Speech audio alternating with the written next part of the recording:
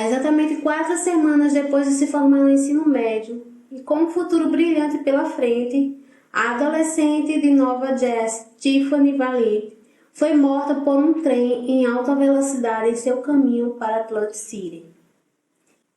Mas ficou uma pergunta: será que foi realmente isso que aconteceu? Os pais estão convencidos que algo muito mais sinistro aconteceu com sua filha na noite de 12 de julho de 2015. O Diário Marcado hoje está envolto de mistérios sobre esse caso e juntos vamos tentar entender essa história. Antes de continuar essa história, eu peço a você que é novo aqui no canal para você se inscrever, para você deixar o seu gostei, para que esse vídeo possa crescer e também compartilhar com seus amigos, com seus conhecidos e ajudar esse canal que é tão novo no momento a crescer. Você pode também ativar o sino das notificações, assim você não vai perder nenhuma história, porque o YouTube vai notificar assim que um novo vídeo for postado.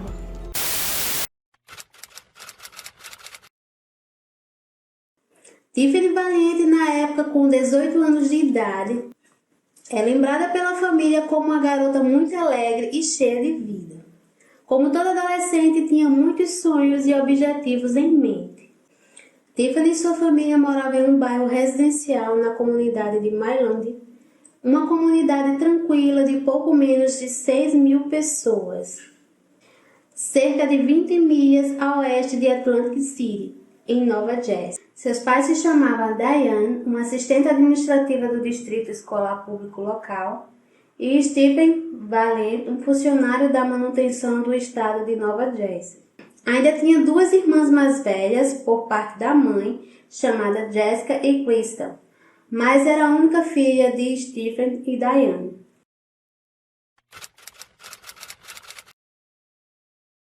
Tiffany era uma atleta promissora, jogava vôlei e tinha tudo para se tornar um dos grandes nomes do esporte.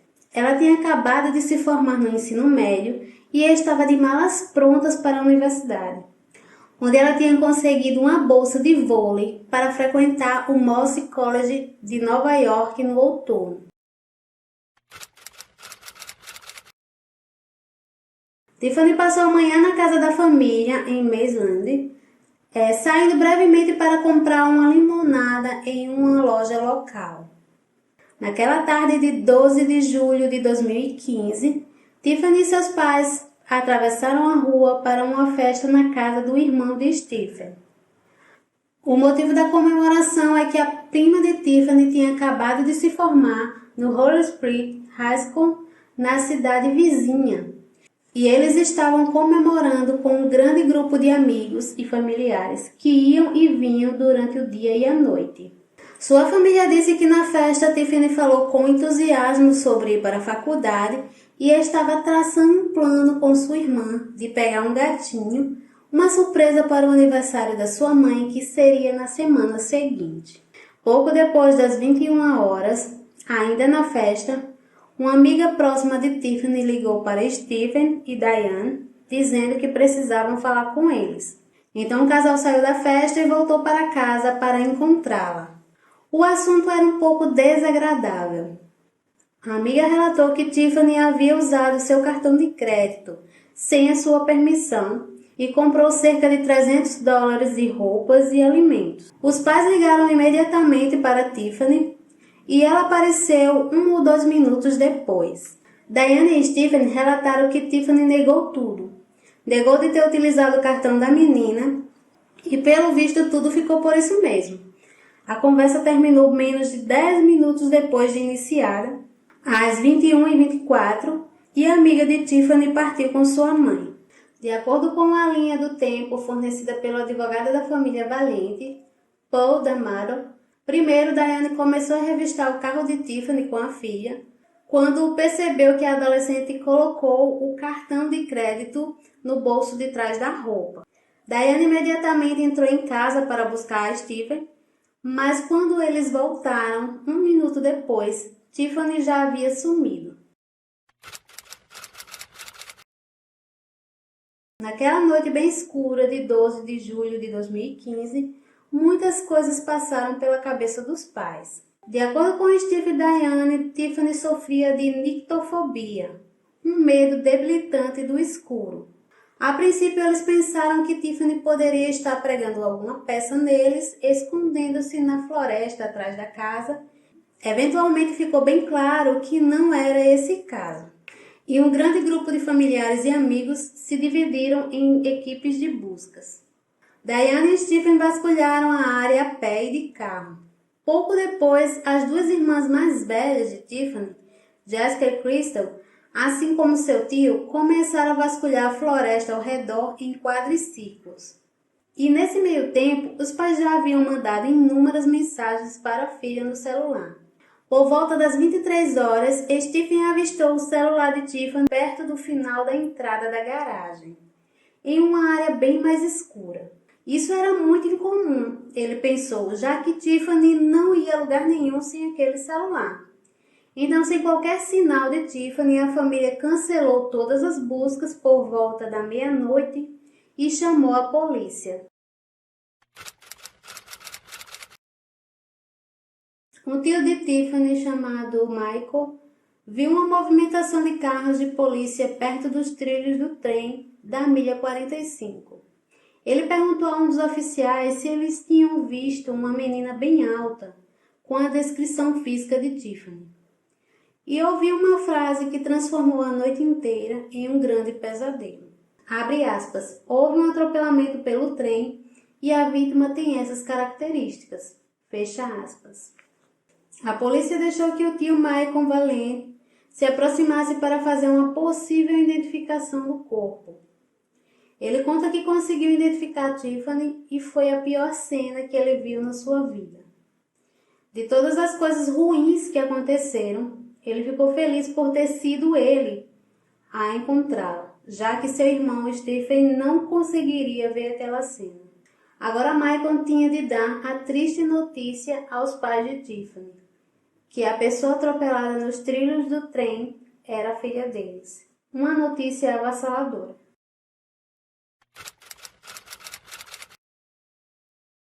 A notícia do acidente nos trilhos ganhou repercussão no dia seguinte. A notícia era de um adolescente que tirou sua vida nos trilhos. A família estava totalmente destroçada com a notícia. Eles não acreditavam que Tiffany faria isso, por ser uma adolescente sonhadora, feliz e com muitos objetivos na vida. Quando a família foi questionar a imprensa sobre as notícias publicadas e sobre a falta de sensibilidade em publicar tal informação, já afirmando que Tiffany havia tirado a própria vida, a imprensa se defendeu dizendo que estava repassando os fatos já informado pela polícia rodoviária. Ou seja, no dia seguinte à tragédia, eles já tinham considerado que Tiffany tinha tirado a própria vida sem sequer haver uma investigação. E com apenas 4 dias depois, um laudo da morte de Tiffany já tinha sido emitido, sem qualquer investigação. Isso porque um dos 2 maquinistas presentes no trem na hora do impacto disse às autoridades que viu Tiffany pular na frente do veículo. Como o boletim de ocorrência foi aberto pela polícia rodoviária e não pela civil, então eles não viram necessidade alguma de seguir além das investigações e considerou apenas o que o maquinista tinha falado. É a partir desse momento que as autoridades começam a pecar nesse caso, o que só aumentou o mistério sobre o falecimento da jovem. O engenheiro aprendiz que estava no cargo há pouco mais de um ano estava no controle do trem 4693 da NJ Transit naquela noite. O trem saiu da Filadélfia de 9h50 rumo a Atlantic City com 60 passageiros. Enquanto acelerava até o limite de velocidade, no caminho para o encontro com um trem desativado, o engenheiro superior saiu brevemente da cabine para repassar o plano de resgate com seu condutor principal. De acordo com as informações, Tiffany estava parada nos trilhos do trem, perto de Tito Run, mas não se mexeu quando o maquinista do trem tocou a buzina e acionou os freios de emergência. O trem atingiu Tiffany às 23h07, arrastando seu corpo por cerca de 1/4 de milha antes de parar. À meia-noite em ponto, a enfermeira Michelle Amendolia chegou ao local e declarou Tiffany morta. O relatório do médico legista foi particularmente sombrio. E se levarmos em conta que uma garota de cerca de 1,80 m, com no máximo 80 quilos, foi atropelada por um trem com velocidade de 130 km por hora, conseguimos entender por que o tio Michael ficou realmente aliviado por poupar seu irmão de presenciar a cena. O relatório dos legistas afirmavam que a morte de Tiffany se deu, abre aspas, por múltiplas lesões traumáticas, onde os 4 membros de Tiffany foram arrancados de seu torso, seu corpo e seu cérebro expelido da cavidade craniana, fecha aspas. O torso de Tiffany estava vestido apenas com roupas íntimas e seus pés, que foram completamente separados do seu corpo, foram encontrados sem os sapatos com os quais ela saiu de casa. A polícia criou a teoria de que Tiffany tinha fugido de casa com medo de levar uma bronca ou coisa pior, e foi aos trilhos decidida a tirar a própria vida. Antes, porém, foi tirando suas roupas e sapatos pelo caminho e por isso seu corpo estava seminu quando sofreu o impacto com o trem. Nessa linha de pensamento das autoridades, a gente vê 2 possibilidades. A primeira é que usar o cartão de uma amiga sem a permissão dela poderia causar muito mais que uma bronca na casa de Tiffany. Essa teoria leva em consideração que a menina e sua mãe, Diane, não tinham uma relação tão boa quanto a família queria pintar. Esse foi o entendimento das autoridades. A vida de Tiffany era uma vida comum de um adolescente de 18 anos de idade. Aparentemente tinha um ótimo relacionamento com a família, que transparecia ser um relacionamento muito amoroso.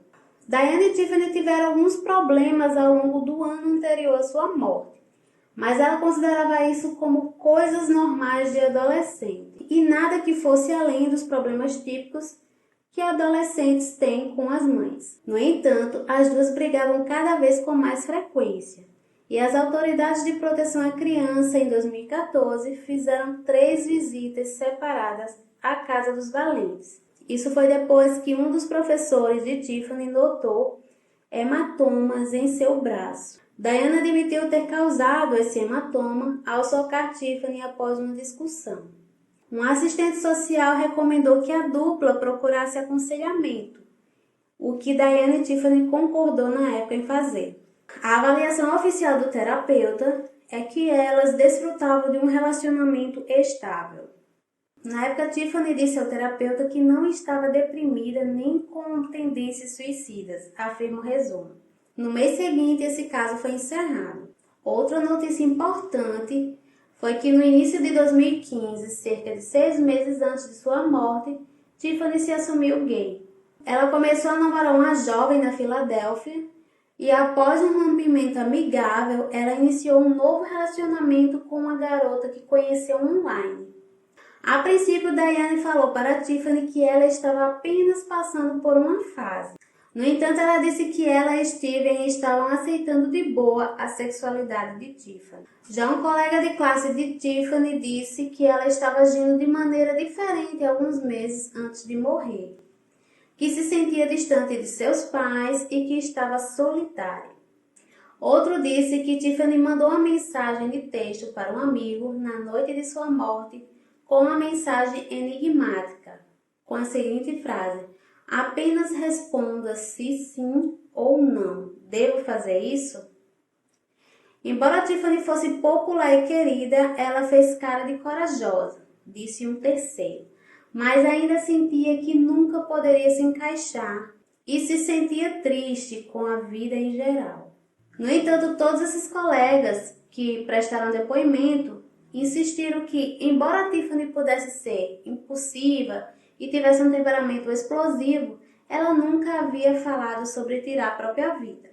Já para os pais, eles não acreditavam nas declarações e disseram aos investigadores que achavam que essas alegações dos colegas eram falsas. Então, cerca de 2 semanas depois que Tiffany perde a vida, Diana saiu para dar uma caminhada e clarear a mente em uma estrada. Ela disse ao jornal que a cerca de 1 quilômetro de casa, ela viu algo debaixo de uma árvore e se aproximou para dar uma olhada. Ela encontrou os sapatos de Tiffany, o mesmo que a jovem usava pela primeira vez na festa da formatura da prima. Ela também achou a poucos metros de distância a faixa que a filha usava no cabelo. Os sapatos estavam perfeitamente alinhados um ao lado do outro, como se alguém os tivesse colocado no chão de propósito. Havia também no local um chaveiro por perto que Diane não reconheceu e também um moletom a cerca de 4,5 metros de distância e Diane também não conseguiu identificar, mas segundo ela, não pertencia a Tiffany. Diane ligou imediatamente para Stephen, que apareceu e chamou a polícia, e eles identificaram como sendo de Tiffany a tiara e os sapatos. Então todas as coisas foram levadas. Posteriormente, eles perderam um chaveiro, antes mesmo desse chaveiro ter sido analisado. Nesse período, os detetives entrevistaram os valentes pela primeira vez, 3 dias depois. Mais tarde, a polícia pediu a Stephen e a Diane o acesso a uma câmara de veado em seu quintal. Na imagem, ela aparece usando os sapatos e a bandana que Diane encontrou mais tarde. Depois disso, não houve mais nenhum contato e nenhuma novidade no caso. Depois de encontrar os sapatos e a bandana, Diana começou a acreditar que Tiffany foi atraída para um veículo por alguém conhecido, que estava estacionado no final da estrada, próximo à garagem, e o local estava bem escuro. Em seguida, fugiram da área com ela, jogando o celular dela para fora do veículo. Ela teoriza que sua filha escapou do carro e tentou fugir, deixando o sapato e a faixa naquele local que ela encontrou. Em seguida, foi perseguida e levada a um lugar bem estranho, próximo aos trilhos. O agressor de Tiffany pode ter tirado a vida dela ali primeiro e depois jogado seu cadáver na frente do trem para destruir qualquer evidência.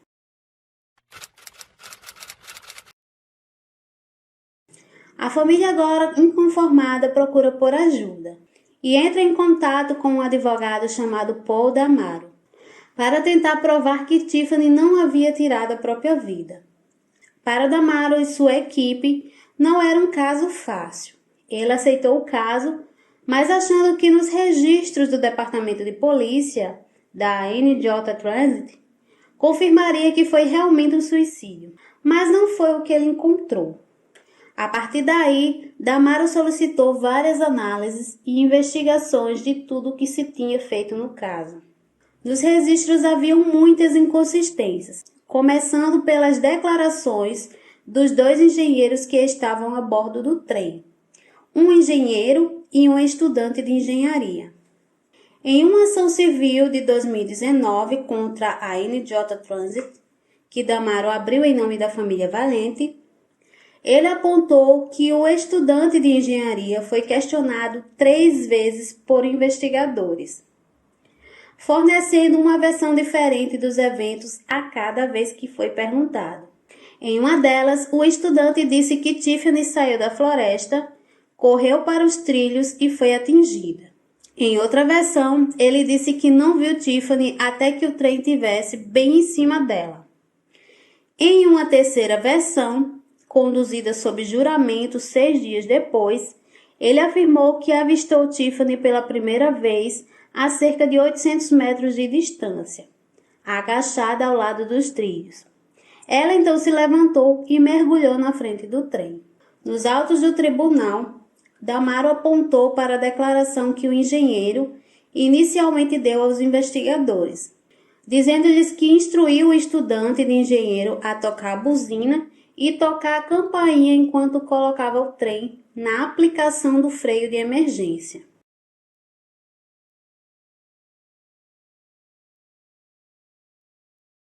Ou seja, nenhum deles jamais tocou a campainha de acordo com a caixa preta do trem, afirma o processo. E os erros continuaram aumentando por anos, disse Damaro. Os detetives da NJ Transit de alguma forma conseguiram perder um machado com marcas vermelhas encontrado perto do local do acidente antes que pudesse ser testado. Em março de 2022, um examinador forense contratado por Damaro descobriu que as evidências restantes no caso de Tiffany havia sido armazenada indevidamente pela polícia, tornando-as praticamente inúteis para uma nova rodada de testes de DNA. Um legista que posteriormente examinou os documentos de Tiffany encontrou inúmeras falhas na investigação policial. Primeiro que o único exame feito no corpo da vítima foi o toxicológico, para saber se ela tinha ingerido drogas. Não houve um exame de DNA ou de abuso, por exemplo. Afinal, se a vítima estava seminua no momento da morte, é possível que tenha sofrido algum tipo de abuso, além de ter sido assassinada e deixada nos trilhos para fazer com que tudo parecesse um acidente. Como a família cremou o corpo da adolescente, esse tipo de exame posteriormente também ficou inviável, aumentando ainda mais o mistério. A hipótese de assassinato se fortalece quando a legista que visitou a autópsia disse que os ferimentos no corpo de Tiffany correspondem a um impacto entre o trem e uma pessoa deitada. Ela era muito alta, se ela tivesse pulado na frente do trem, como disse um dos maquinistas, ela teria ferimentos bem diferentes. Além disso, é possível que o maquinista tenha visto não Tiffany pulando, mas algumas partes do corpo devido ao impacto. Sobre a cena do acidente, que as autoridades não trataram como uma cena de crime, vale ressaltar que a família Valente fez a própria varredura no local depois do acontecido, tomando todos os cuidados para não contaminar a cena, mesmo sendo leigos no assunto. Eles encontraram algumas possíveis evidências de crime e as entregaram à polícia. E infelizmente também encontraram restos mortais de Tiffany, ainda espalhados pela milha 45. Nas imagens dos trilhos onde o trem se chocou com Tiffany, existia uma grande poça de sangue, como se o corpo já estivesse ali por um tempo, mas isso também não foi considerado.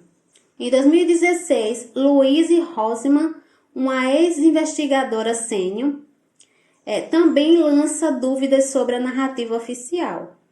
Ela diz o seguinte: é altamente improvável que essa talentosa atleta feminina de 18 anos andasse descalça, sozinha na floresta, sem nenhum celular, sobre pedras e arbustos, no escuro ao longo de 2,4 quilômetros de trilhos isolados em uma noite quente de verão por um total de quase 4 horas para tirar a própria vida.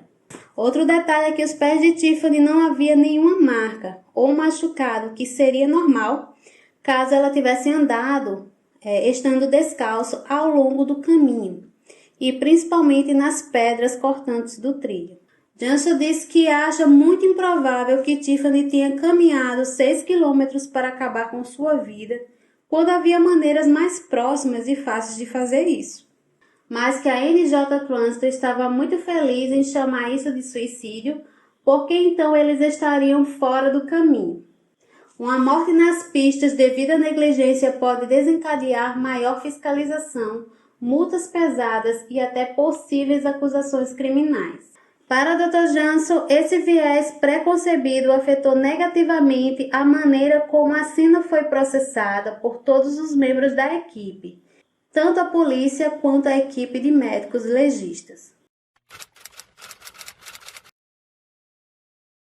Houve algumas pistas iniciais, como a do gerente de um restaurante, que alegou ter ouvido um grupo de adolescentes falando sobre Tiffany ter sido sequestrada sob a mira de uma arma, humilhada, forçada a se despir e levada aos trilhos do trem por seus sequestradores. Durante o interrogatório, o gerente disse que os adolescentes contaram a ele que o amigo de Tiffany, que o gerente não conhecia, estava extremamente chateado com o caso do cartão de débito roubado. Depois que Tiffany saiu furiosa de sua casa, O gerente alegou que a amiga ligou para alguém que veio buscá-la em uma caminhonete com um cara não identificado. De lá, Tiffany foi levada para a morte nos trilhos do trem. Quando os investigadores entrevistaram os 3 adolescentes, o trio que foi questionado separadamente, nenhum deles tinha a menor ideia do que o gerente estava falando, e cada um parecia ter um álibi incontestável do dia. A versão do gerente foi considerada credível pela Procuradoria do Condado de Atlantic, mas que não havia provas suficientes para levar o caso a um grande júri. Apesar de uma série de pistas falsas, as autoridades concordaram em revisar a morte de Tiffany e reavaliar as descobertas iniciais do legista em 2017. Em março de 2018, o examinador médico do estado de Nova Jersey, Andrew Fanson, decidiu deixar a forma de morte inalterada, atualizar para indeterminado. Isso permitiria à polícia reabrir a investigação, segundo a Damaro. Ainda não é suficiente, de acordo com a Damaro, que continua certo que algo não bate e que há mais perguntas hoje do que há 7 anos atrás. Nos anos seguintes à sua morte, a família de Tiffany ergueu uma pequena cabana em um pedaço de concreto perto dos trilhos do trem onde Tiffany morreu. Por dentro é decorado com fotos de Tiffany em tempos felizes. Um banco é montado para os visitantes se sentarem e se lembrarem dela. Em homenagem a Tiffany, Steve também construiu a quadra de vôlei de praia que há muito tempo ele prometia para ela. A família ainda diz o seguinte: eles não achavam que a família iria brigar, eles achavam que desistiríamos. E em um e-mail de acompanhamento de Steve e Diane, 7 anos depois, não perdemos a esperança nem perdemos nossa fé. No final de tudo, muitas teorias cercam esse caso. Deixe nos comentários o que vocês acham que realmente aconteceu com Tiffany. O Diário Marcado vai ficando por aqui. Até a próxima e tchau!